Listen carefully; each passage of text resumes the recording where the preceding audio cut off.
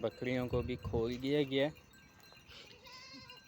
اور اب یہ بچے جو ہیں وہ اپنی اپنی ماؤں کے دودھ پئیں گے۔ اس کے بعد جو ہے پھر یہ بکریوں کو چرائی پہ لے جایا جاتا ہے۔ گریزنگ کروانا، چرائی کروانا یہ انبیاء علیہ السلام کی سنت بھی ہے۔ تو اگر کسی بھائی کے پاس ایک مال بھی ہو تو اپنی زندگی میں کوشش کرے کہ چرائی ضرور کروائے تاکہ وہ سنت پوری ہو سکے۔ جیسا آپ دیکھ رہے ہیں اس میں بیر لگے ہوئے ہیں جو کہ جنگلی بیر کہلاتا ہے۔ یہ بھی کافی یہاں پہ لگے ہوئے ہیں اور بکریاں جو ہیں انہی بیروں کو چن چن کے جو ہے وہ کھاتی ہیں۔ وہ بارش کے دنوں میں جو ہے یہاں پہ کافی گھاس ہوتی ہے، لیکن ابھی سردیوں کا سیزن ہے تو گھاس کی جو ہے تھوڑی کمی ہے، لیکن ہر سیزن کے حساب سے اللہ پاک نے جو ہے کچھ نہ کچھ اپنے جانوروں کے لیے خوراک رکھی ہوئی ہوتی ہے۔ تو ابھی یہ جو ہے جو یہاں پر ڈرائی گھاس ہے، خشک گھاس ہے، وہ اور جو ہے بیریز جو ہے وہ کافی شوق سے کھاتی ہیں یہاں پہ۔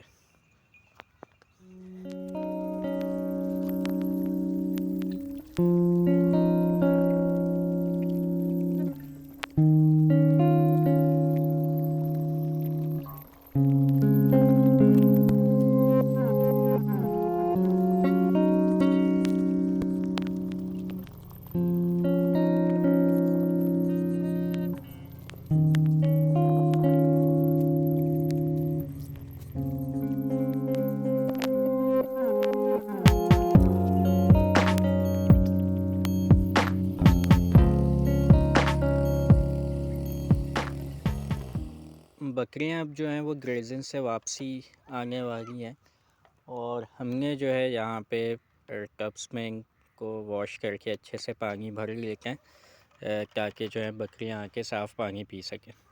جیسا کہ آپ دیکھ رہے ہیں ہمارے پاس یہ کچھ واٹر ٹینکس ہیں جس میں ہم نے جو ہے میٹھا پانی اسٹور کیا ہوا ہے اور اسی سے جو ہے ہم پانی بکریوں کو پرووائڈ کرتے ہیں۔ ہمارے پاس بیسیکلی اپنا سیمنٹڈ ٹینک بھی اویلیبل ہے، پانی دینے کا جو بڑا ٹینک ہوتا ہے، شاید آپ کو یہاں سے نظر آ رہا ہو، وہ دیکھیں، لیکن جو ہے اس کی ڈیپتھ زیادہ ہے اور سردیوں میں جو ہے پچھلے سال کچھ ہمارے بچے اس ٹینک کے اندر غلطی سے چلے گئے تھے جس کی وجہ سے ٹھنڈے پانی سے نہانے کی وجہ سے ان کی ڈیتھ بھی ہو گئی تھی۔ تو اس دفعہ جو ہے ہم نے سیفٹی پریکاشنز کی وجہ سے جو ہے اس طرح کے ٹبس میں پانی دے رہے ہیں تاکہ جو ہے خدا نخواستہ اس دفعہ کوئی ایسا حادثہ پیش نہ آ جائے۔ تو اب انتظار کرتے ہیں، بکریاں ہی کچھ دیر میں انشاءاللہ پہنچنے والی ہوں گی۔ بکریاں جو ہیں وہ گریزنگ کر کے آ چکی ہیں اور یہ اپنے اپنے باڑے میں آئیں گی اور پانی پئیں گی۔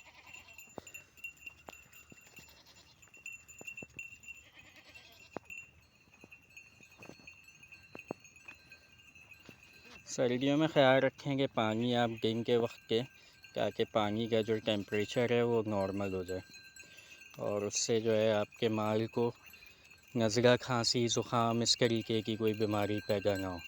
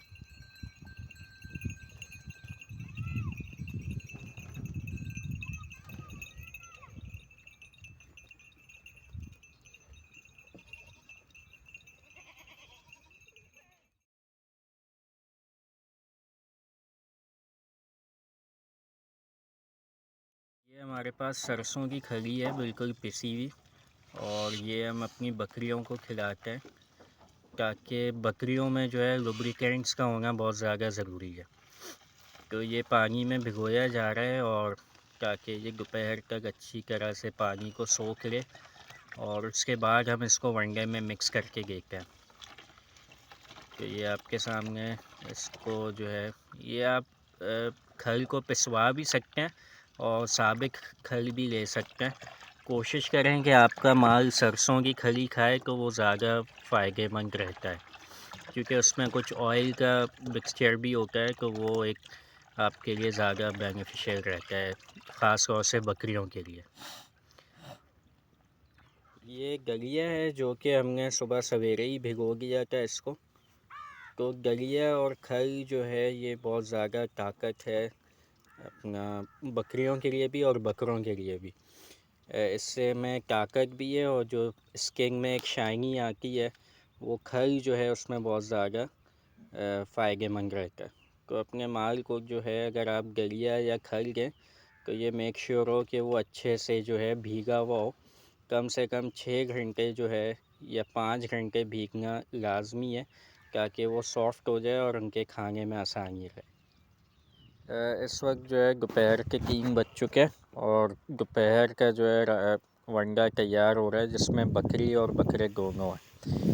اور اس میں جو انگریڈینٹس ہیں اس میں بھوسا ہے، چوکر ہے ہمارے پاس، اور یہ کٹاوا ہے جو کہ ہم صرف بکروں کے لیے یوز کر رہے ہیں جس میں ملنس وغیرہ ساری چیزیں شامل ہیں اور یہ ہم صرف بکروں کو دیتے ہیں.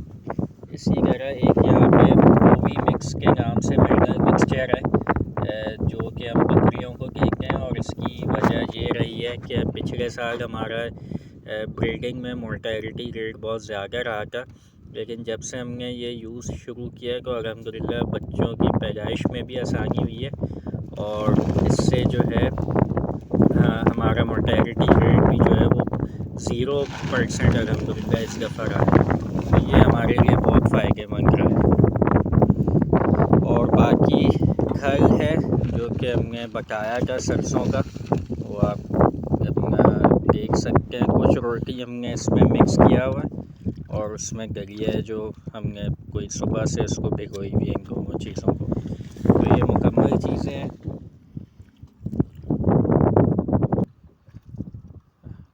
کھل، چوکر، بھوسا مکسچر ہم اس میں ڈال چکے ہیں.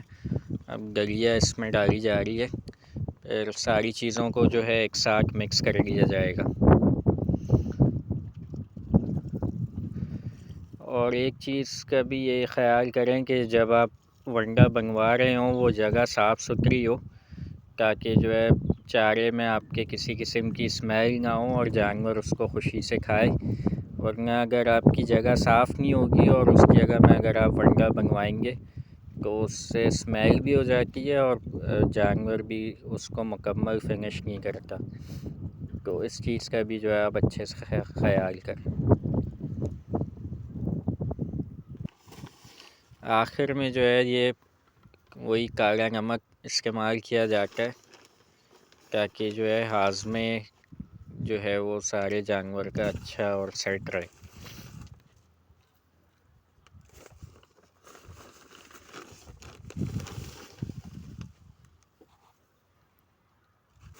نمک جو ہے ہم ونڈے میں بھی یوز کرتے ہیں اور ساتھ میں ہم نے نمک کے ڈیلے جو ہیں وہ اپنی کھرلیوں میں بھی رکھا ہوا ہے تاکہ جیسے جیسے اپنا جانور کو ضرورت محسوس ہو اور وہ اس کو استعمال کر سکے. اب یہ ونڈا مکس ہو رہا ہے.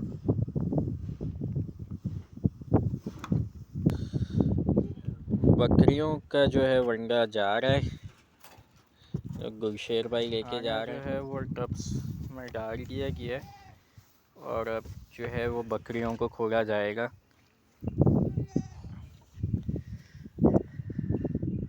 سورج الحمدللہ آ گیا ہے، ورنہ آج جو ہے وہ بہت زیادہ ہی سورج کی کمی تھی جس کی وجہ سے ہلکی پھلکی ٹھنڈی ہوائیں چل رہی تھی. یہاں پہ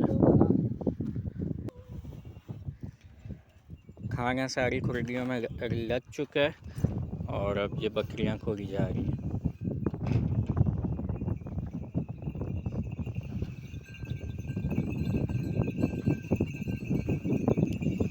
جیسے کہ آپ دیکھ رہے ہوں گے ان کھرلیز میں جو ہے کچھ بچے یا بکریاں اوپر چڑھ گئی ہیں، تو کوشش کریں کہ جنگلے والی کھرلی ہو آپ کے پاس، تو اس سے یہ ہے کہ کھانا ضائع نہیں ہوتا۔ تو انشاءاللہ اس پہ ہم لوگ بھی ورکنگ کر رہے ہیں، تو اس طرح جو ہے ہم لوگ بھی کھانے کو سیو کر سکیں گے۔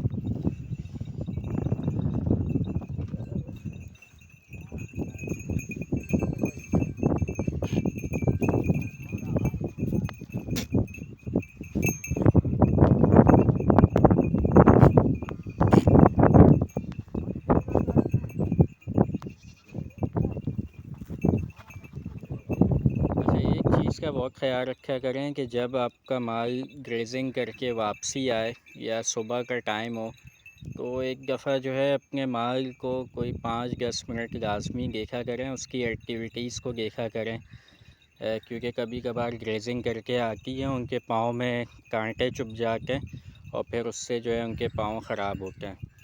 اسی طرح رات میں جو ہے کبھی ان میں کوئی ٹکر وغیرہ کھا کے کسی کو چوٹ لگی ہوئی ہو یا کوئی ایسی بات ہو، تو صبح کے وقت یا جب گریزنگ کر کے واپسی آئے تو ایک تو اپنی بکریوں کی کوانٹٹی کو پورا کیا کریں، ان کو کاؤنٹ کر لیا کریں ایک نظر، اور اس وقت جو ہے ان کو تھوڑا سا ان کی ایکٹیویٹیز کو بھی لازمی چیک کیا کریں، تاکہ ایسا نہ ہو کہ وہ کسی مسئلے میں ہوں اور آپ کو اس کا علم نہ ہو۔